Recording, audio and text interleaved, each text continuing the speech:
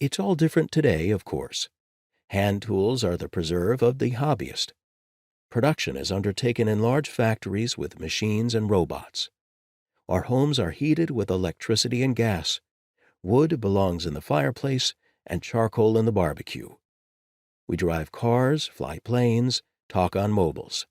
We live in great cities. Farmers make up only a few % of the population. The countryside is for walks where we reconnect with nature. It has taken centuries to get from then to now. The Industrial Revolution was a decisive juncture on that journey, and it occurred at the halfway point between Bruegel's era and today. Industrial Revolution refers to the far-reaching transformation of British society that occurred between the mid-18th and mid-19th centuries. The revolution wears the two faces of Dr. Jekyll and Mr. Hyde. On the plus side, manufacturing technology was revolutionized as factories replaced handicraft methods.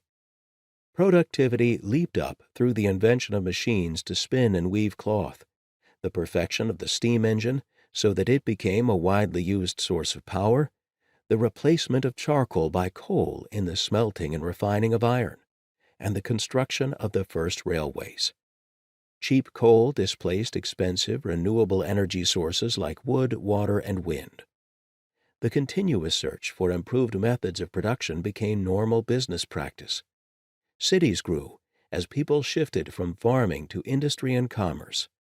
Productivity and national output have risen since the mid-18th century to produce an enviable prosperity in the West. This is the benevolent face of Dr. Jekyll. The Industrial Revolution also had a dark side, for it brought poverty as well as progress. This was Mr. Hyde's malevolent face. Technical change threw many people out of work. 12-hour workdays were normal in the new factories, and the remuneration was meager. Workers' housing in the expanding cities was often squalid and lacked effective sanitation and safe drinking water. The cities were polluted. The provision of education was limited. Some romantics rejected the new industrial order, and many writers explored its contradictions in the social problem novel.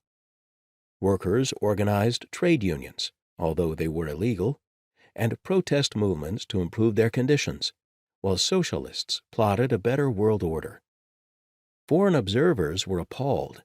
They wanted Britain's progress without its poverty. Why did the possibilities for a better life take so long to reach the working population?